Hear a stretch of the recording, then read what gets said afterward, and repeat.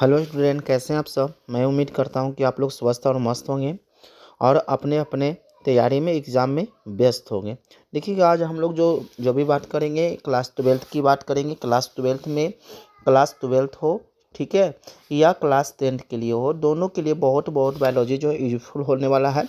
और है ना, जो स्टूडेंट अगर 2026 के एग्ज़ाम में अगर बैठने के लिए है, उनके लिए जो सभी क्वेश्चन जो है वीवीआई क्वेश्चन है। और मैं उसी क्वेश्चन को डील करूंगा जो सब्जेक्टिव क्वेश्चन हो। क्या हो? सब्जेक्टिव क्वेश्चन है। और 100% विश्वास कीजिए कि यहीं से क्वेश्चन आपको कन्फर्म है कि पूछा जाएगा, इससे ज़्यादा आपका क्वेश्चन नहीं आएगा।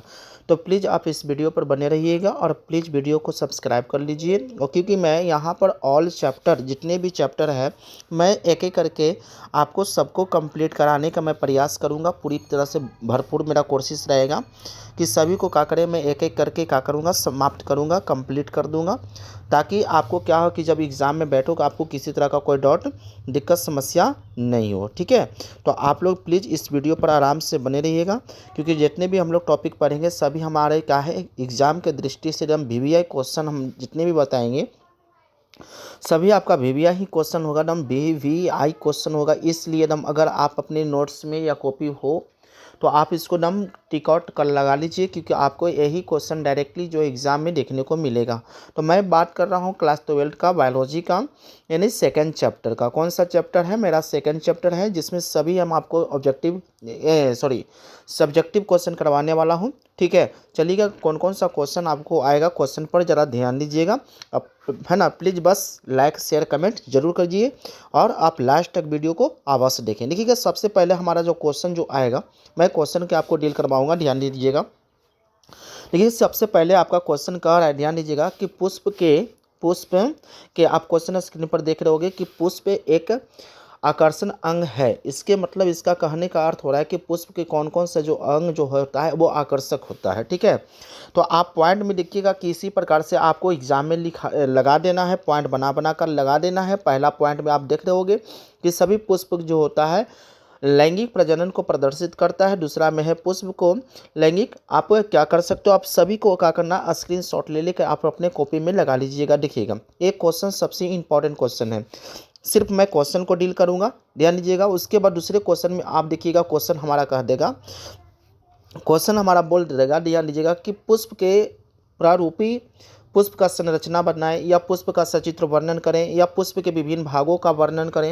ये क्वेश्चन आपको देगा, तो साथ में आपको क्या करना है, पिक्चर को लगा लेना है। इसमें आपको क्या कर देना है, पूरी पिक्चर को एकदम अच्छे से लगा देना है। ध्यान दीजिएगा, ये पूरे पिक्चर को आप लगा दीजिएगा। लगाने के बाद आप क्या कर दीजिएगा, यानी सभी को है ना लिख दीजिएगा। देखिएगा, पहला में पुमंग हो जाएगा, यानी स्त्री पुरुषकेसर हो गया, दूसरा में स्त्री केसर होगा। इस तरह से आप क्या कर देना है, डायग्राम में है ना, परिभाषा को आप लोग सेट कर दीजिएगा।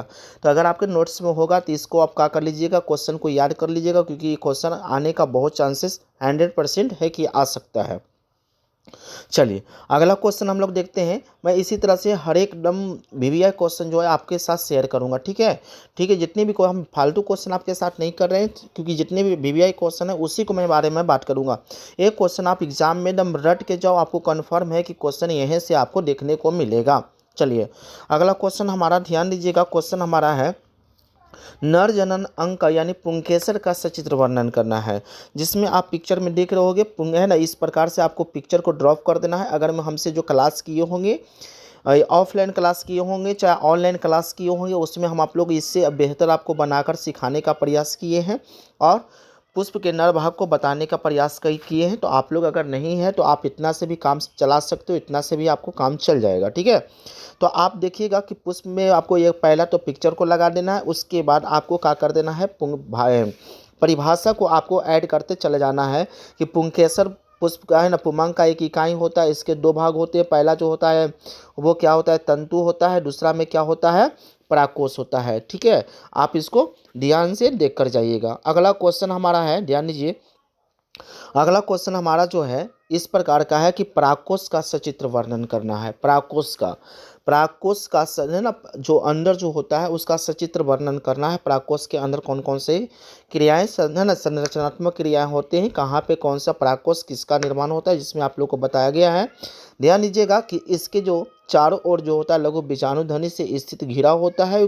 लघु बीजाणुधनी विकसित होकर ये परागपुट्टी का बन जाती है जो परागकण से भरे होते हैं। यहाँ पर ध्यान दीजिएगा, ये जो आप दिख रहे हो ना, ये बीच में यही आपका क्या है, परागकण है। चार को आपको दिख रहा होगा, ध्यान दीजिएगा, इसी के अंदर ये परागकोश है, परागकोश है ना, उसी के अंदर आपको परागकण मिलेगा। चलिए अगला क्वेश्चन जरा ध्यान से देख कर जाइएगा। क्वेश्चन हमारा जो है क्वेश्चन है कि लघु बीजाणु का सचित्र वर्णन करना है। लघु बीजाणु क्या है इसका परिभाषा लिख देना है। आप लघु बीजाणु का परिभाषा आप लिख दीजिएगा। बाह्य त्वचा हो जाएगा, अंतःस्थितियम हो जाएगा, मध्य परत हो जाएगा, टेपिटम हो जाएगा। आप पिक्चर में भी जरा ध्यान से देखिएगा और पिक्चर इंपॉर्टेंट क्वेश्चन है, अब जरा ध्यान से आंसर को देख कर जाइएगा। उसके बाद अगला क्वेश्चन हमारा मिलेगा, क्वेश्चन मिलेगा लघु बीजाणु का। किसका मिलेगा? लघु बीजाणु का। तो लघु बीजाणु क्या है? लघु बीजाणु के बारे में हम आपको पूरी डिटेल्स से बता चुके थे। लघु बीजाणु क्या है? तो लघु बीजाणु प्राग मृत कोशिका को अर्धसूत्री विभाजन द्वारा लघु बीजाणु का निर्माण करता है। लघु उत्तक जो होता है प्रत्येक कोशिका को सक्षम मैन प्राग मृत कोशिका को होती है। प्रत्येक पीमी अर्धसूत्री जो होता है वो 4 गुणित होता है। कितने होते हैं? 4 गुणित होता है। आपको इतना लिखकर डायग्राम बनाकर आपको क्या कर देना है, आ जाना है। ठीक है, आप अपने कॉपी में जरूर लगाइएगा। हम प्लीज़ कह रहे हैं कि आप अपने कॉपी में टिक आउट करते चलिए, क्योंकि सभी क्वेश्चन इंपॉर्टेंट है, आपका एग्जाम के दृष्टि से बहुत बहुत महत्वपूर्ण है। मैं इसी तरह से हर एक चैप्टर का आपके पास वीडियो को या क्लास को करवा दूंगा, ताकि आपको बायोलॉजी में किसी तरह का कोई बायो मिस्टेक, कोई दिक्कत समस्या नहीं है। और अपने दोस्तों के साथ लिंक को शेयर जरूर कर दीजिएगा। अगर प्लीज़ इस नए चैनल पर नए हो तो प्लीज़ इस चैनल को सब्सक्राइब करना ना भूलिएगा, ताकि यहाँ से मैं जितने भी क्वेश्चन जो होगा, लेटेस्ट क्वेश्चन जो होगा, अब आपको कराते रहूँगा। और ऑब्जेक्टिव की जैसे ही आपका बायोलॉजी पेपर खत्म होता है मैं तुरंत आपको आंसर की बताने का मैं प्रयास करूँगा। ठीक है, इसलिए आप इस वीडियो पर चैनल पे प्लीज़ बने रहिए। अगला क्वेश्चन आप ध्यान दीजिएगा, कह रहा है परागकण, यानी क्या है, परागकण। यानी परागकण के बारे में यही देखिएगा। आपका जो है परागकण का जो ये पिक्चर आप देख रहे होगे, पिक्चर जरा गौर से देखिएगा। यही पिक्चर जो हो गया, ये पिक्चर को आप जरा ऑफलाइन क्लास किए होंगे तो और अच्छे से मैं पिक्चर बनाने का प्रयास किया था, लेकिन अब नज़दीक आपका एग्ज़ाम आ चुका है तो इतना से भी आप काम चला सकते हो। ठीक है, ध्यान दीजिएगा, ये परागकण का हो गया। चलिए मैं क्वेश्चन को सिर्फ आपको आप स्क्रीनशॉट ले लीजिए। आप स्क्रीनशॉट ले लेकर आप क्या कर लो, देख लो, ताकि मैं वीडियो को फास्ट करूं, क्योंकि मैं हमारे पास समय नहीं है। ठीक है, चलिए अगला क्वेश्चन में आप ध्यान से समझिएगा। कह रहा है पराग भित्ति का सुरक्षा कवच क्यों कहा जाता है? देखिएगा, है ना, क्यों कहा जाता है? तो बाह्यजल जो होता है अस्प्रोलिन किससे बने होते हैं? अस्प्रोलिन जो होता है सर्वाधिक प्रतिरोध कार्बनिक सामग्री होता है, या उच्च ताप प्रबल प्रकार का होते हैं, समान कर सकता है। ये आपका क्या है, पराग भित्ति के इसका काम है। अंताचोल हो गया, इसका जो भाग जो बना होता है सेलुलोज का बना होता है। ठीक है, चलिए अगला क्वेश्चन में ज़रा ध्यान से देखिएगा। कह रहा है कि परिपक्व परागकण कोशिका, यानी अंदर जो होता है परागकोश के अंदर जो होता है, परागकोश के अंदर परागकण किस प्रकार से विकसित होते हैं, जो आपको पिक्चर में क्या किया है, दर्शाया गया है। जो आप पिक्चर में देख रहे होंगे कि इसी प्रकार से आपको क्या किया गया है, दर्शाया गया है कि इसी प्रकार से वो क्या होते हैं, परिपक्व होते हैं। प्लीज़ नम वीडियो को पूरी तरह से देखिएगा, अंदाजा मत है ना, निगलेक्ट मत कीजिएगा, इग्नोर मत कीजिएगा, क्योंकि ये आपका लैब का सवाल है और सबसे लास्ट स्टेज आपके पास बचा हुआ है। ठीक है, तो इसलिए इस वीडियो को पूरी तरह से आप लोग देखिए और समझिए, और समझकर आप एग्ज़ाम हॉल में जाइए, जिससे आपको कन्फर्म है कि क्वेश्चन इसी जगह से देखने को मिलेगा। चलिए क्वेश्चन आगे हम आपको कह रहे हैं, ध्यान दीजिएगा। क्वेश्चन हमारा जो आगे बोल रहा है, ध्यान दीजिए कि मदा नर जनन अंग, यानी स्त्री भाग का क्या करना है, आपको सचित्र बनाना है। क्या करना है? स्त्री भाग का सचित्र वर्णन करना है। इसमें हम आपको पिक्चर देखिएगा, इस प्रकार से आपको पिक्चर दिख रहा होगा, जो मैं आपको है ना राउंड कर रहा हूँ, वही आपको पिक्चर को बना देना है। और ये आपको यहाँ से यहाँ तक क्या कर देना, आंसर आपको लिख कर एग्जाम हॉल से चले आना, आपका बेहतर अच्छा नंबर मिलने वाला है। चलिए अगला क्वेश्चन हमारा जो है, ध्यान से समझिएगा। अगला क्वेश्चन हमारा है कि अंडाशय के अंदर बीजांड, अंडाशय के जो अंदर जो बीजांड होता है उसके बारे में किस प्रकार से विकसित होता है, जरा आप ध्यान ना स्क्रीन पर देखिएगा। इस प्रकार से क्या होता है, विकास होता है। तो अगर आपसे क्वेश्चन पूछ दे कि अंडाशय के अंदर बीजांड किस प्रकार से होते हैं, तो ध्यान दीजिएगा, पॉइंट आपको होगा, या ऑब्जेक्टिव के लिए तो रामबाण इलाज है, या ऑब्जेक्टिव के रामबाण इलाज है, इसीलिए आप इसको एकदम आराम से देखिए। चलिए अगला क्वेश्चन हमारा, तो कार्डिया अंडाशय के जो बीजाण जो अंदर जो बीजाणु जो विकसित होता है वो किस प्रकार से क्या होते हैं, विकसित होते हैं, जो आप है ना इस स्क्रीन पर इस प्रकार से क्या होते हैं, विकसित होते हैं। उसके बाद आपको आंसर लिख देना। अंडाशय के अंदर जो होता है बाह्य गुही होती है, गुहा के अंदर अपरा स्थित होते हैं, अपरा के लघु बीजाणु गुरु बीजाणु या बीजाणु उत्पन्न होते हैं, जयांग होते हैं। ये आपका क्या है, क्रिया है। आप इसको बढ़िया से स्क्रीनशॉट लेकर देख लीजिएगा ताकि वीडियो लॉन्ग ना हो। ठीक है, चलिए अगला क्वेश्चन करेगा कि बीजांड का सचित्र वर्णन करना है। एक बीजांड का जो होता है, एक पुष्प में जो बीजांड होता है उसका क्या करना है, सचित्र क्या करना है, वर्णन करना है। आपको इतना कर देना है, पिक्चर को ड्रॉप करके आ जाना है। ठीक है, चलिए आप लोग अपना कॉपी में ज़रूर इसको रिकॉर्ड कर लीजिएगा। आप अपने कॉपी में इसका आंसर को ज़रूर देख के जाइएगा, क्योंकि हम जितने भी क्वेश्चन बता रहे हैं वो आपका कॉपी का वीवीआई क्वेश्चन बता रहे हैं, ताकि आपको एग्जाम में पता हो जाए कि मेरा कौन कौन क्वेश्चन एग्जाम में देखने को मिल सकता है। चलिए क्लियर हो गया। ये क्वेश्चन हमारा ज़रा ध्यान से देखिएगा। क्वेश्चन हमारा बुरा है कि लघु बीजाणु के बारे में आपसे क्वेश्चन कहा दिया है कि लघु बीजाणु क्या है। तो लघु बीजाणु देखिएगा इस प्रकार से आपको क्या कर देना है, डायग्राम भी नीचे को बना देना है। क्या कर देना है, डायग्राम भी नीचे आपको क्या कर देना है, लगा दीजिएगा, ताकि क्या हो जाएगा, परिभाषा देते समय किसी का दिक्कत ना हो। परिभाषा भी दीजिए, जो आपको लिखा हुआ है ऊपर जो लिखा हुआ है ये सब आप क्या कर देना है, लिख देना है। और लिखने के बाद आप पिक्चर को लास्ट में नीचे लगा देना है। चलिए उसके बाद अगला क्वेश्चन आपको कह रहा है, ध्यान दीजिएगा, अगला क्वेश्चन हमारा है, कह रहा है भ्रूणपोष यानी भ्रूणपोष का सचित्र वर्णन करें या मादा युग्मक विभेदी का विकास। तो इस प्रकार का जो आप पिक्चर देख रहे होंगे ये क्या है, भ्रूणपोष है। आप भ्रूणपोष में आप लोग को पता होना चाहिए कि भ्रूणपोष का निर्माण कैसे होता है। तो भ्रूणपोष का जो निर्माण होता है पुष्प में दोहरा निषेचन के पश्चात होता है। ठीक है, इसीलिए इसमें 7 गो कोशिका होते हैं और 8 क्या होते हैं, केंद्रक होते हैं, और ये जो होते हैं त्रिगुणित होते हैं। चलिए तो यही आपको देखिएगा, आपको दिया गया है कार्य लघु बीजाणु की जो हो गया है ना, 3 केंद्रीय समसूत्री विभाजन का 8 केंद्रीय है ना अवस्था में होते हैं, जिसमें आप याद रखिएगा इसमें जो होते हैं 7 कोशिका भाग लेते हैं। कितने कोशिका भाग लेते हैं, 7 कोशिका भाग लेते हैं। ठीक है, ये 7 कोशिका लेते हैं और 8 जो होते हैं इसमें केंद्रक भाग लेते हैं, जो आपको नीचे देखा गया है।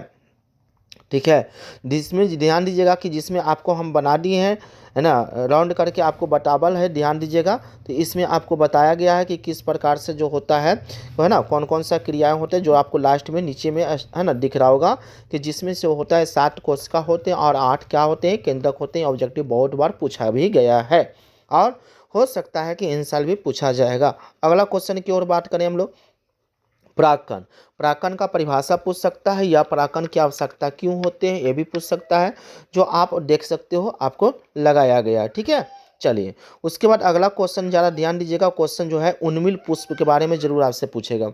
उन्मिल हो गया, अनु उन्मिल हो गया। ठीक है, ये क्वेश्चन आपसे पूछ सकता है एकदम। एक क्वेश्चन वीवीआई क्वेश्चन है, आएगा तो आएगा, इसमें कोई तरह का कोई डाउट नहीं है। ये कन्फर्म आपको क्वेश्चन देखने को मिल सकता है। चलिए अगला क्वेश्चन हमारा है, ध्यान दीजिएगा, अगला क्वेश्चन कर देगा कि पर परागण स्वपरागण, ये आपसे क्वेश्चन पूछ सकता है। स्वपरागण क्या है, पर परागण क्या है, पर परागण के गुणों को लिखें, पर परागण का मतलब क्या होता है, ये आपसे पूछ सकता है। तो क्वेश्चन पर ज़रा ध्यान दीजिएगा। ये क्वेश्चन हमारा जो है पुष्प में निषेचन किस प्रकार से होता है, तो पुष्प में निषेचन होता है स्वपरागण और किसके द्वारा होता है, पर परागण। चलिए उसके बाद क्वेश्चन कर रहा है कि पराग के अभिकर्मक किस प्रकार से होते हैं, परागकण के जो अभिकर्मक जो होते हैं वो किस प्रकार से होते हैं। तो आप देखिएगा ये जो परागकण के जो क्रियाएं जो होते हैं वो किस प्रकार से होते हैं। पौधे में स्वपरागण के बाह्य कारकों का उपयोग करता है। ठीक है, इसके 2 भागों में बांटा गया, अजैवीय और जैवीय। ठीक है, इसमें वायु द्वारा होता है, इसमें जल द्वारा होता है, जिसमें आपको एक एक पॉइंट आप लोग को बता दिया गया है। चलिए अगला क्वेश्चन ध्यान दीजिएगा। क्वेश्चन करा है कि वायु परागण क्या है। तो वायु परागण में सबसे महत्वपूर्ण जो होता है ना, ये क्या होता है, मक्का होता है। क्या होता है, जो आपको मक्का का पिक्चर दिख रहा होगा, ध्यान से समझिएगा मक्का को पिक्चर, ये इस प्रकार से का इसमें क्या होता है, वायु परागण के क्रिया होता है। ठीक है, चलिए उसके बाद अगला क्वेश्चन की ओर हम लोग चलते हैं। अगला क्वेश्चन में है जल परागण, किसके बारे में, जल परागण के बारे में। तो जल परागण क्या है, जल परागण किस प्रकार से होता है। ठीक है ना, तो जल परागण के लिए कौन कौन सा क्रिया होता है, ध्यान दीजिएगा। जल परागण के लिए एकदम इसको अनदेखा मत, प्लीज हम आप लोग से रिक्वेस्ट करते हैं कि प्लीज़ इसको अनदेखा मत कीजिएगा। यह काफ़ी दुर्लभ लगभग, जिसमें 30 वंशों को सीमित अधिकार, एक बीजपत्रीय होता है, ताजे पानी में बेसिली है ना लेनिया, और उसके बाद हाइड्रा, समुद्री घास हो गया। ये सब विभिन्न प्रकार के जो होते हैं वो किसके द्वारा होता है, जल परागन के द्वारा होता है। अगला क्वेश्चन करा है प्राणी परागन, यानी प्राणी परागन का मतलब हो गया कि पुष्प में जो परागन की जो क्रिया होता है किसी जीव के द्वारा होता है, जैसे मधुमक्खी हो गया, भौरे हो गया, तितलियाँ हो गया, वर्ण हो गया, चिटियाँ हो गया, पक्षी हो गया, है ना, चमगादड़ हो गया, छिपकली हो गई, सभी से जो होता है वो है ना यानी प्राणी परागन है। उसके बाद देखिएगा कि पुष्प के जो है पुष्प संस्करण और संबंध में क्या है, तो आप देख लीजिएगा। प्राणी को आकर्षित करने के तरीका जो होता है, विशेष प्रतिक्रिया होता है, किस प्रकार से होता है, ये सब आप लोग क्वेश्चन देख कर जाइए, ठीक है।